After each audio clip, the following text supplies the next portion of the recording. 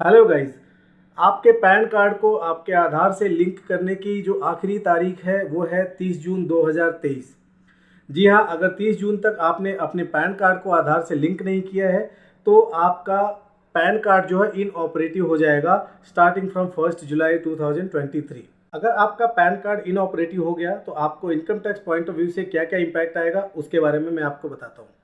First impact ऐसा होगा कि आप अपना इनकम टैक्स रिटर्न फाइल नहीं कर पाएंगे 1 जुलाई से, अगर आपने लिंक नहीं किया तो। दूसरा इम्पैक्ट है कि अगर आपने रिटर्न पहले कोई फाइल किया हुआ है और वो अंडर प्रोसेसिंग है सो उस रिटर्न की प्रोसेसिंग स्टॉप कर दी जाएगी। थर्ड इम्पैक्ट है कि आपका कोई अगर रिफंड बन रहा है आपके प्रीवियस ईयर्स में या आपने 30 जून से पहले कोई भी रिटर्न फाइल किया है सो उसका जो रिफंड है आपका वो स्टॉप कर दिया जाएगा। आपको रिफंड इश्यू नहीं किया जाएगा until you link your pan with the Aadhaar. Fourth impact ये है कि आप 15G और 15H बैंक में जमा नहीं कर पाएंगे। 15G 15H वो इंडिविजुअल जमा करता है बैंक में जिसकी taxable income below taxable limit होती है। ये 5 लाख या 7 लाख मान लीजिए, वो बैंक को रिक्वेस्ट करता है कि उसके एफडी के ऊपर या किसी भी चीज़ के ऊपर में जो इंटरेस्ट पे कर रहा है बैंक वो टीडीएस डिडक्ट ना करे।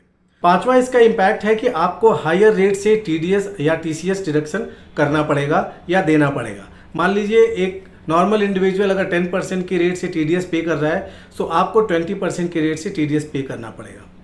और तो और आपके जो टीडीएस या टीसीएस की जो सर्टिफिकेट है वो आपको इश्यू नहीं की जाएगी, आप सर्टिफिकेट को क्लेम नहीं कर पाएंगे और उसको आप 26AS में भी उसका इम्पैक्ट नहीं देख पाएंगे।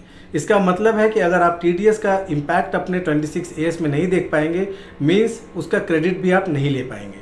आपको आधार और पैन को लिंक नहीं होने से बैंकिंग ट्रांजैक्शन में क्या क्या असुविधा आएगी उसके बारे में बात कर लेते हैं। सबसे पहला है कि आप 1 जुलाई से कोई भी नया बैंक अकाउंट ओपन नहीं कर सकते हैं अगर आपने पैन को आधार से लिंक नहीं किया है तो। दूसरा है कि आपको डेबिट कार्ड या क्रेडिट कार्ड इश्यू नहीं किया जाएगा किसी भी बैंक के द्वारा। तीसरा है कि आप कोई भी म्यूचुअल फंड 50,000 रुपये से ऊपर का परचेज नहीं कर पाएंगे। आप 50,000 से ऊपर का ना ही पे ऑर्डर इशू कर सकते हैं ना ही एक दिन में कैश या बैंक ट्रांजैक्शन कर सकते हैं। अगर आप बैंक या एनबीएफसी से कोई भी टाइम डिपॉजिट कर रहे हैं सो 50,000 सिंगल ट्रांजैक्शन और 2,50,000 रुपीज़ से ज़्यादा एक साल में नहीं कर पाएंगे। इसके अलावा सबसे बड़ा जो इम्पैक्ट आएगा कि अगर आप कोई भी चीज़ गुड्स और सर्विसेज परचेज या सेल कर रहे हैं तो आप वो गुड्स और सर्विसेज परचेज या सेल नहीं कर पाएंगे एक्सीडिंग 2 लाख रुपीज़। 2 लाख के अंदर का आप कर सकते हैं, 2 लाख से ऊपर की कोई भी सामान आप ना ही खरीद सकते हैं ना ही बेच सकते हैं।